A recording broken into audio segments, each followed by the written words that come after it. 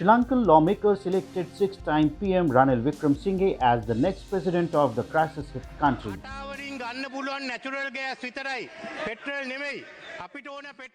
Wickremesinghe had been serving as interim president after Gotabaya Rajapaksa resigned. He won 134 of the total 219 votes that were found valid. Following his victory, Wickremesinghe said that Sri Lanka is in a very difficult situation and there are big challenges ahead. So who is Mr. Ranil Wickremesinghe? Let's find out. As I said, he's been in politics for 50 years. He's been both leader of the opposition as well as prime minister, and he has plenty of experience dealing and working with the largest party of the country, which is the SLPP, the SLFP, the Sri Lanka Freedom Party, but also working against them as leader of the opposition.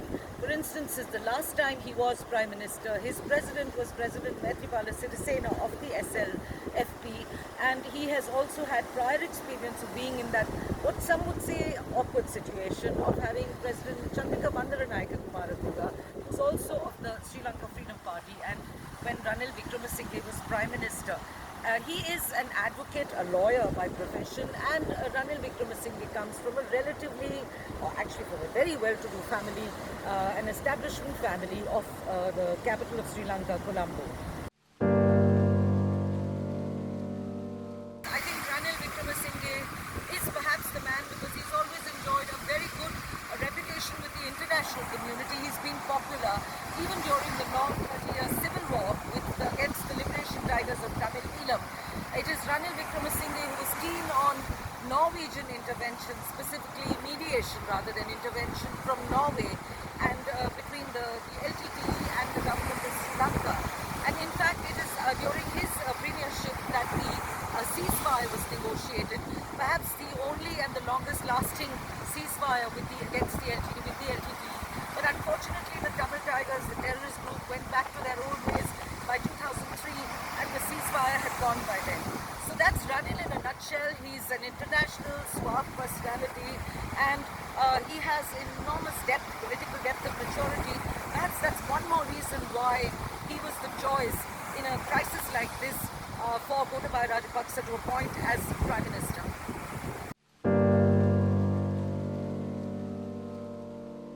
So why did Ranil Wickremesinghe's fortunes come crashing down? Let's take a look back at 2015 when there was a huge scam which has come to be known as the central bank scam. The central bank is like India's Reserve Bank, and Ranil Wickremesinghe was back in the headlines in a very unfortunate way because he had named the central bank governor, Mr. Mahindran, who was in the eye of that scam. And in 2018, the public let its dissatisfaction and its anger show by voting him out in the provincial elections and giving their vote to Mr. Mahinda Rajapaksa's newly formed Pedujana Peramuna party. So by 2018, he lost the provincial elections, and in 2020, Ranil Wickremesinghe's fortunes and that of his United National Party dipped further when his party split, taking with it almost, I think, 3/4 of the number of members, 55 out of 77 members. And that is the new leading oppositional party, which is the largest oppositional party today, which is led by Mr. Sajith Premadasa. And so Ranil's fortunes, sort of went on a slide after 2020.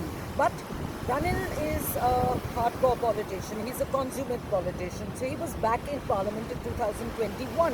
This time as a national list member. The national list means not an elected member, but somebody who's nominated to the post. And that's how Ranil Wickremesinghe came to be the one and only sole representative of his party in the Parliament today. So what's Ranil Wickremesinghe really like? People ask me that because I've covered the Civil War and I've covered Sri Lanka for nearly 32 years and I've met him so many times. I remember him during the Civil War when things were very tense and he had this huge responsibility on his shoulders as the Prime Minister of this country and sometimes as the leader of the opposition. But Ranil Wickremesinghe is a consummate politician. He knows how to deal with the media. He's very charming. He can be moody and he has a huge sense of humor. He knows how to tick people off. He's ticked me off plenty of times when I asked him too many questions about China, and he'd always say, "I don't know why you're so obsessed with China." When the Chinese investment in Sri Lanka began, and he was always the one thing that Ranil has always kept in mind is he has never ever resorted to abusing or being abusive or even derogatory about oppositional politicians. Protesters gathered outside the Presidential Secretariat soon after he was elected for the top job. Apart from addressing the unprecedented economic crisis, Wickremesinghe will have to rebuild the public trust in the political system. I think Ranil is a person who will be able to negotiate skillfully because he knows these people. He knows what international policy is all about. He knows the other persons who are in the running, and we'll come to that. See, they may all be very well-meaning. Of course they are. They all want the best for Sri Lanka, I'm sure. And, some of them are excellent speakers like Sajid Premadasa, if you hear him, can really work a crowd, and all that. But does he have that kind of experience? Point me to one person in parliament who has that kind of experience, not a single person, so I think the big challenge will be the economic crisis. Of course, the biggest challenge is to get that first tranche of restructured debt in from those countries, the lender countries, and also get some sort of a bailout from the IMF. That's the biggest and most immediate challenge. And to keep up bridge financing, to keep India, sending the to bridge that period over, and to extricate whatever they can from China, which has been less forthcoming, as you know.